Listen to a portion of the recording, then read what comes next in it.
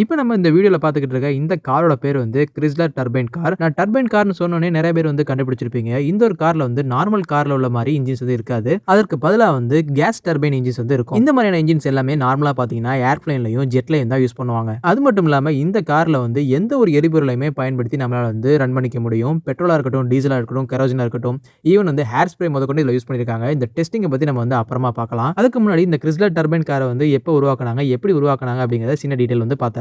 Chrysler corporation அப்படிங்கிற நிறுவனம் தான் இந்த காரை வந்து தயாரிக்கிறாங்க. கிறிஸ்லர் கார்ப்பரேஷன் வந்து 1930ஸ்ல வந்து ஏர்பிளேனுக்கு வந்து டர்பைன் இன்ஜின்ஸ் தயாரிக்கிற வேலையில வந்து ஈடுபட்டிருக்காங்க.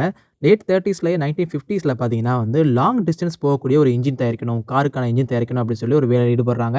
பிராக்டிகலா எக்ஸ்பெரிமெண்டலா உருவான இந்த கார் தான் வந்து பார்த்தீங்கன்னா கிறிஸ்லர் டர்பைன் கார். 1963ல இருந்து 64 வரைக்கும் எக்ஸ்பெரிமெண்டலா கிட்டத்தட்ட 55 கார் வந்து ப்ரொடியூஸ் பண்ணியிருக்காங்க இந்த கிறிஸ்லர் கார்ப்பரேஷன். இந்த கார் என்னதான் கான்செப்ட் காரா இருந்தாலுமே 55 கார் வந்து ப்ரொடியூஸ் பண்ணியிருக்காங்க. பார்க்கறதுக்கும் வந்து இந்த கார் ரொம்பவே சூப்பரா இருக்கும். நான் ஏற்கனவே சொன்ன மாதிரி இந்த கார்ல வந்து கிறிஸ்லரோட A831 கேஸ் டர்பைன் இன்ஜின்ஸ் தான் யூஸ் பண்ணியிருக்காங்க. இந்த காரை 1963 அக்டோபர் தயாரிச்சதிலிருந்து ஜனவரி 1966 வரைக்கும் கிட்டத்தட்ட 203 டிரைவர்ஸ் வந்து டிரைவ் பண்ணியிருக்காங்க. 133 சிட்டிஸ்ல கிட்டத்தட்ட 1.6 மில்லியன் கிலோமீட்டர்ஸ் வந்து இந்த காரை வந்து ரன் பண்ணியிருக்காங்க. டெஸ்ட் பண்ண எல்லா டிரைவர்ஸுமே வந்து அவங்கவங்க ஐடியாஸ்ல வந்து ஃபியூலை வந்து யூஸ் பண்ண ஆரம்பிச்சிருக்காங்க. இது வந்து ஒரு டர்பைன் இன்ஜின் அப்படிங்கிறனால வந்து கெரோசினா இருக்கட்டும், கேசலினா இருக்கட்டும், பெட்ரோலா இருக்கட்டும், இந்த மாதிரி ஒவ்வொரு ஃபியூலை வந்து மாத்தி மாத்தி யூஸ் பண்ண ஆரம்பிச்சிருக்காங்க. இன்னும் ஒரு கட்டத்துல நம்ம வந்து டீப்பா போய் பார்க்கலாம் அப்படின்னு சொல்லி ஹேர் ஸ்ப்ரே எல்லாம் யூஸ் பண்ணி பார்த்திருக்காங்க. ஹேர் ஸ்ப்ரேலயுமே இந்த கார் வந்து ரன் ஆயிருக்கு ஸ்மூத்தா. இன்னும் ஒரு சில டிரைவர்ஸ் என்ன பண்ணிருக்காங்க அப்படி பார்த்தோம்னா ஆல்கஹால் பெர்ஃபியூம்ஸ் வந்து இந்த கேஸ் டர்பைன்ல யூஸ் பண்ணிருக்காங்க. அதுலயுமே இந்த கார் வந்து ரன் ஆயிருக்கு. இன்னும் சில பேர் வந்து ஆல்கஹால் பெர்ஃபியூமே யூஸ் பண்ணியாச்சு, நம்ம டைரக்டா ஆல்கஹாலை யூஸ் பண்ணி பார்க்கலாம்னு சொல்லி நம்ம வந்து சரக்கையுமே இந்த கார்ல ஊத்தி பார்த்திருக்காங்க.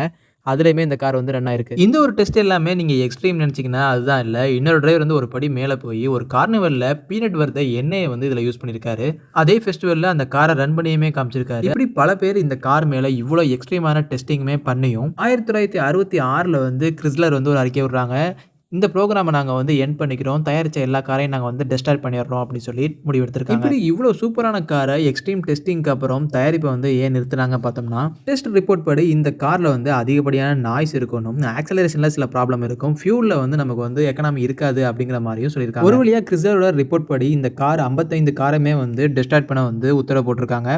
9 காரை தவிர. இந்த 9 கார்ல கிறிஸ்லர் வந்து 2 காரை வந்து தங்களுக்கு எடுத்துக்கிட்டாங்க. அது மட்டும் இல்லாம 6 காரை வந்து யுனைடெட் ஸ்டேட்ஸோட மியூசியத்துக்கு வந்து கொடுத்திருக்காங்க.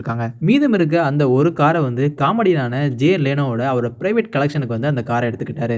ஒரு வழியா கிறிஸ்லரோட இந்த டர்பைன் இன்ஜின் ப்ரோக்ராம் மொத்தமுமே 1979ல வந்து முடிச்சு வச்சுட்டாங்க. இந்த கார், இந்த மல்டி ஃபியூல் கார் வந்து இந்த காலத்துல உங்க கையில கிடைச்சிச்சு அப்படின்னா நீங்க எந்த ஃபியூலை வச்சு இந்த காரை வந்து ஓட்டிருப்பீங்க அப்படிங்கிறத மறக்காம கமெண்ட் செக்ஷன்ல கமெண்ட் பண்ணிருங்க. மீண்டும் ஒரு சூப்பரான சுவாரஸ்யமான தகவலோட சந்திப்போம்.